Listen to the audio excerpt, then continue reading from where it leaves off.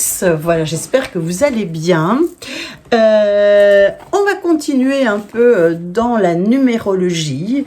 Donc, j'avais envie un peu de vous parler effectivement du nombre 5, mais surtout de comment je l'amène en fait en consultation, la numérologie. Donc la numérologie, c'est vraiment... donc je vais analyser... En tout cas, la numérologie dans le transgénérationnel, parfois les personnes arrivent en me disant « Mais écoute Cathy, moi je connais personne, moi mes parents sont décédés, j'ai pas connu mes grands-parents, donc je connais rien de ma famille, je connais rien de tout ça. » Mais je dis « Ok, mais tu as des noms, tu as des prénoms et tu as des dates de naissance et des dates de décès. » Donc, on va aller voir un petit peu avec la numérologie, un peu le caractère de ton ancêtre, voir comment il était. Voilà, moi comme je dis, par exemple, Cathy, donc ce prénom Cathy, c'est... le C, c'est 3, le A, c'est 1, le T... Je ne sais plus. Le T, c'est 2, le H, c'est 8 et le Y, c'est 7. Donc, quand on additionne tous ces nombres, on va arriver en fait à, quand tout est réduit à un 3.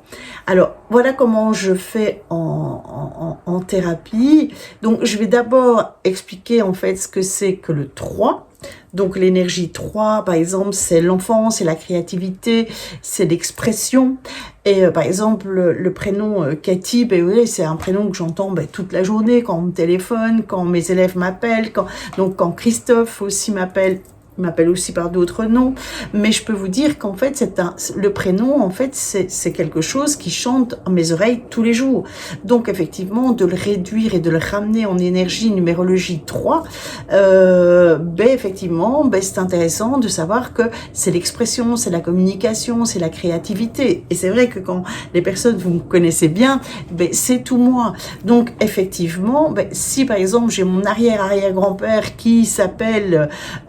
ou mon arrière-arrière-grand-mère qui s'appelle Cathy, elle est en énergie 3 aussi. Tiens, je vais voir un petit peu, c'est quelqu'un, en tout cas dans sa personnalité, qui était aussi dans la communication, qui était dans l'expression, les enfants c'était important pour elle, enfin voilà.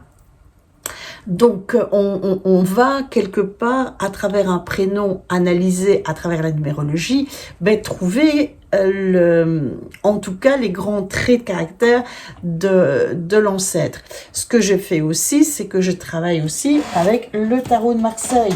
Et le tarot de Marseille, le 3, c'est l'impératrice. Donc, l'impératrice, je vais donner aussi les explications de l'impératrice.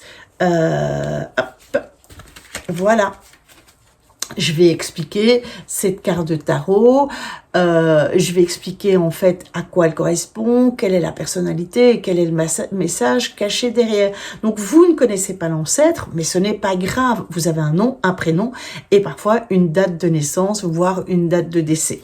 Donc oui, on peut déjà travailler à partir de tout ça. Aujourd'hui, ça nous amène au 5, donc la date de naissance 5, 14, 23. Donc en fait, le 5, c'est les 5 doigts de la main, c'est les 5 sens. Donc c'est quelqu'un qui va explorer plein de choses. C'est quelqu'un, en fait, ça va être des personnes qui ont un grand besoin de liberté, d'explorer, de changer, en tout cas de bouger. Ça va être aussi des personnes qui sont, qui ont envie de voyager. C'est des personnes qui aiment bien le changement. Vous savez, il y a des personnes, je ne sors pas de ma zone de confort, et il y a des personnes, ça va être vraiment, j'ai besoin de relations à l'international, j'ai besoin de voyager. En fait, le monde est mon terrain de jeu. je refuse la contrainte. Donc en fait, si moi je me mets des challenges, c'est moi avec moi qui m'en mets et c'est ok. Mais si c'est quelqu'un qui me met des contraintes, ben ça va pas le faire. Voilà. Alors, le tronc 5, c'est souvent des personnes qui sont des précurseurs, c'est des personnes qui vont essayer de faire des choses. En tout cas, c'est vraiment des personnes qui sont en mouvement. Et donc, quand on est en mouvement, effectivement, on peut aller sur des chemins nouveaux. On peut aussi donc explorer entre guillemets l'inconnu. Ce qu'il y a aussi, c'est que vu que vous avez un super appétit de découvrir, de changement, de nouveautés, et que vous vous intéressez à beaucoup de choses, et enfin beaucoup de choses, de domaines, ce qui peut en fait sortir de vous, c'est que vous êtes un touche-à-tout. Et aussi des difficultés aussi pour les personnes qui vous sont proches à vous suivre, parce qu'effectivement, vous pouvez partir un peu dans tous les sens.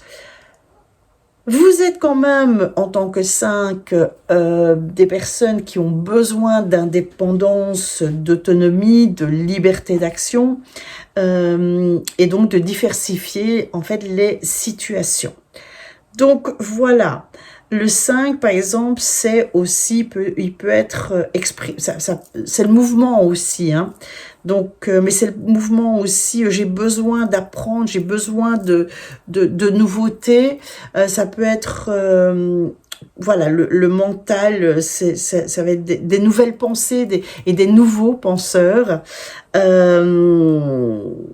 Ça va être des conquêtes, ça va être, voilà, ça bouge, c'est le changement, c'est le voyage, c'est la liberté en tout cas, le 5.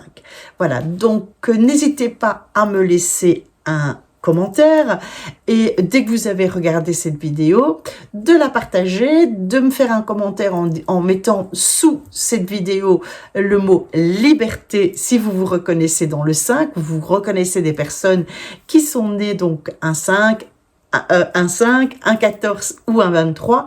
Et si vous avez des questions, n'hésitez pas à revenir vers moi. Et je vous dis à la prochaine!